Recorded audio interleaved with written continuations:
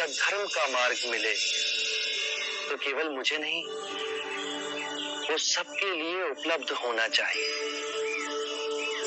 और अंत में मेरी भयानक परीक्षा हुई। काम, क्रोध, माया, वासना, तृष्णा मेरे सामने कई रूपों में आए, पर मैं विचलित नहीं हुआ, अडिग रहा। मैंने संकल्प लिया, प्राण जाए या परम सत्य उपलब्ध हो। और अंत में मुझे परम सत्य प्राप्त हुआ।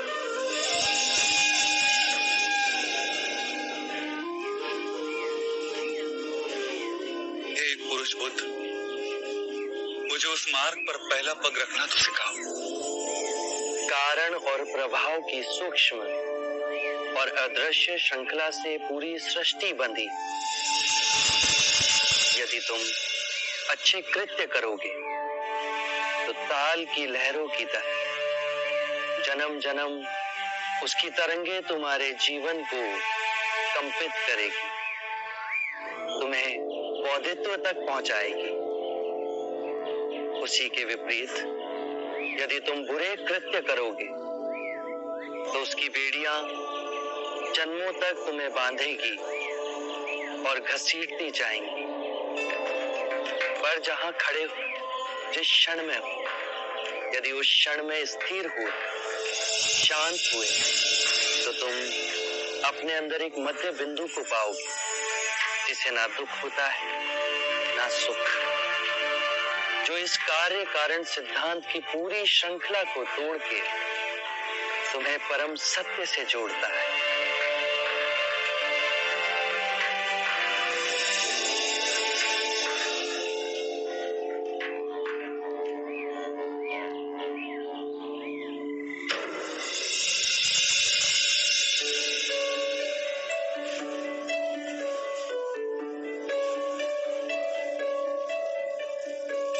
यशो,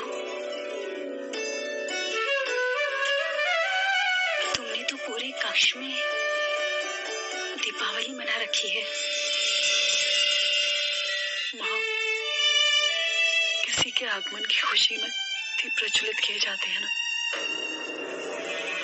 मेरे जीवन में दीपक कब प्रज्वलित होंगे माँ? यशो, तू क्यों धीरज खोती है? माँ, हम सब भी तो दीपक के समान हैं। एक विरह के शोक से छटपटाते पिता जो स्वयं जलकर दूसरों को प्रकाश दे रही है। एक ममतामयी माँ जो अपने आंसू छुपाकर अपनी बहू के आंसू पोंछती है। और एक माँ जो स्वयं दिए की भांति जलकर अपने पुत्र की याद को सदा अपने मन में प्रज्वलित रखती है। और एक बहू जो स्वयं जलकर अपने वृद्ध माता पिता और आशा के कोमल पौधे राहुल को ज्योति देती है। जिसके मार्ग में ये दिए जलाए हैं वो आएंगे ना माँ? कहीं वो हमें भूल तो नहीं गए? उन्हें अपने प्रश्नों का उत्तर पाकर घर वापस आना था। दिन पर दिन बीतते जा रहे हैं, हाँ तो उनके आने का कोई समाचार आया और ना ही कोई अपनी सूचना भिजवाई। यशो, एक तरफ दिए भी जलाती है और दूसरी तरफ अपने मन में शंका भी पैदा करती है। सिद्धार्थ सब कुछ भूल सकता है, पर तुझे अपने पिता को, अपनी माता को, अपने पुत्र राहुल को और अपनी प्रजा को कभी नहीं भूल सकता। जिनके दुख दूर करने वो घर छोड़ कर गया। सिद्धार्थ आएगा, वो अवश्य आएगा। और आपके आंसू तो कुछ और ही कह रहे हैं माँ।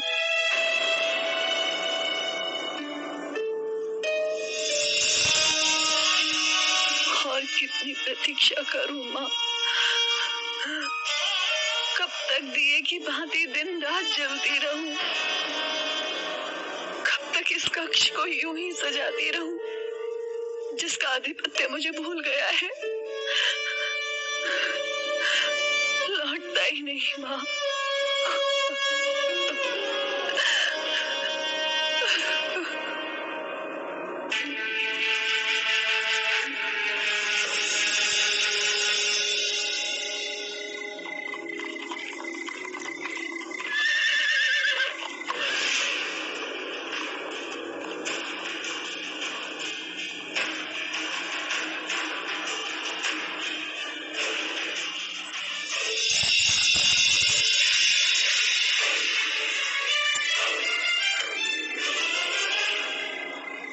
महल से बाहर कौन जा रहा है?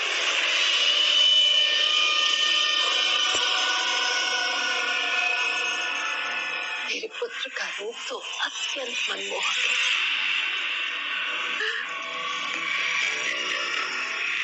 मेरी बुद्धि की दाद नहीं दोगी माँ?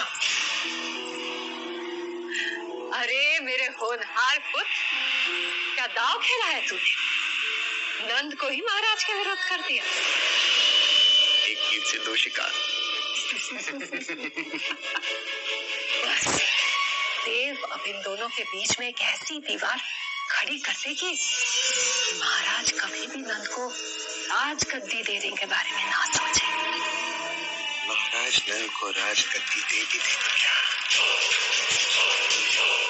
इसके बाद नंद रहेगा तो मेरे हाथों की कठपुतली बनकर ही। रंग भवन की लत एक बार उसे लग गई तो राजकाज सब भूल जाएगा।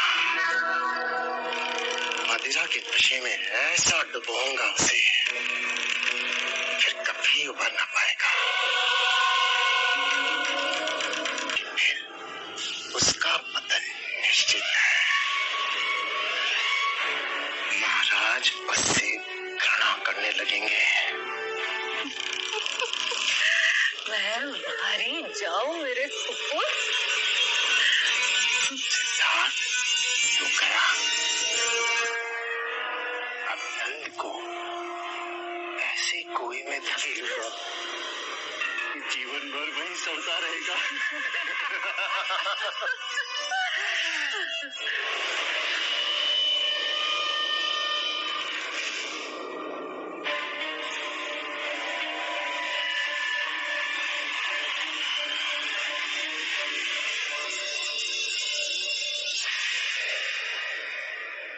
तुम दोनों बाहर जाओ।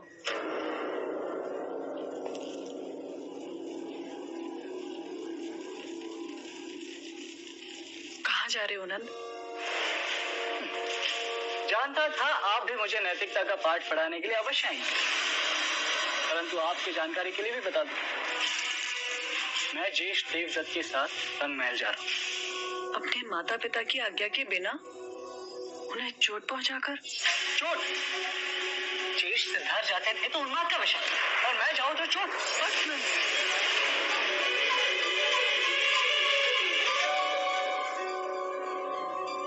किस मुंह से तुम अपने ज्येष्ठ से अपनी तुलना कर रहे हो? इतने से भी गुण है तुम्हारे अंदर तुम्हारे ज्येष्ठ जैसे। इस दर्पण में देखो, ये आंखों में झांको और पूछो, उत्तर तुम्हें स्वयं मिल जाएगा। ठीक है, मान गया मैं उनके जितना उच्च नहीं।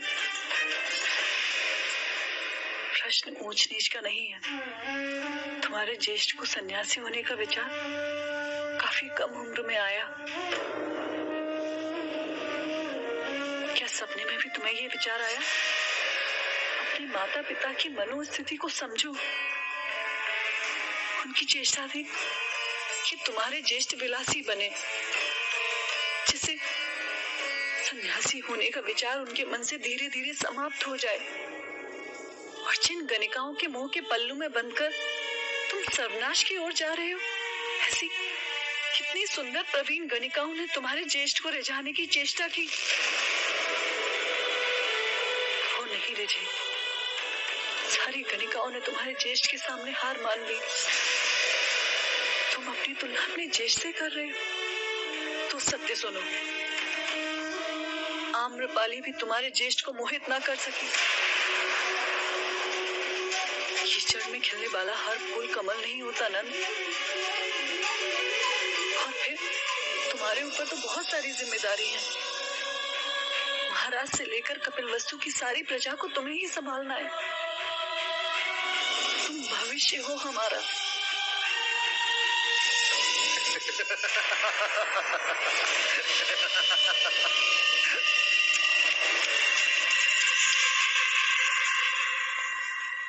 अब इतना भारी बोझ भी नंद के कमजोर कंधों पे मत डाल कि उसे उठा भी न सके। और तुम तो इस बेचारे को ऐसे डरा रही हो जैसे इसने कोई बहुत बड़ा पाप किया हो।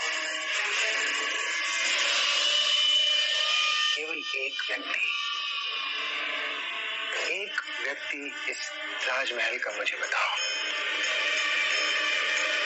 जो रंग भवन न गया।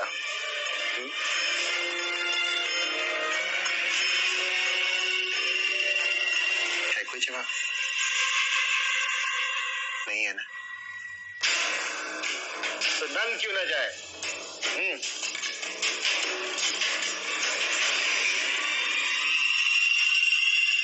कहीं ऐसा तो नहीं कि इसे भी तुम सन्यासी बनाना चाहती? चलो नंद। रुको नंद, ये तुम्हारा अहित चाहते हैं।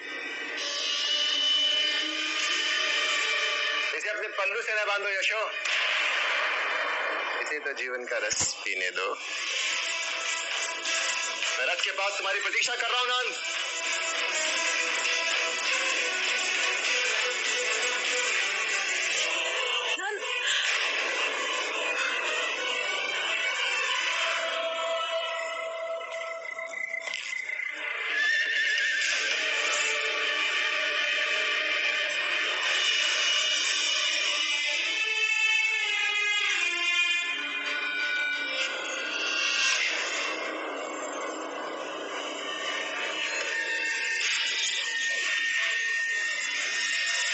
अपने जीवन के निर्णय दूसरों को न लेने दो। बड़े हो गए हो तुम, अब अच्छी बुरी की समझ तुम्हें स्वयं आ गई है। चलो, सत्य कहा आपने ज्येष्ठ। मैं अपना भला बुरा समझने योग्य अवश्य हो गया। आप जाइए, मैं नहीं जाऊं।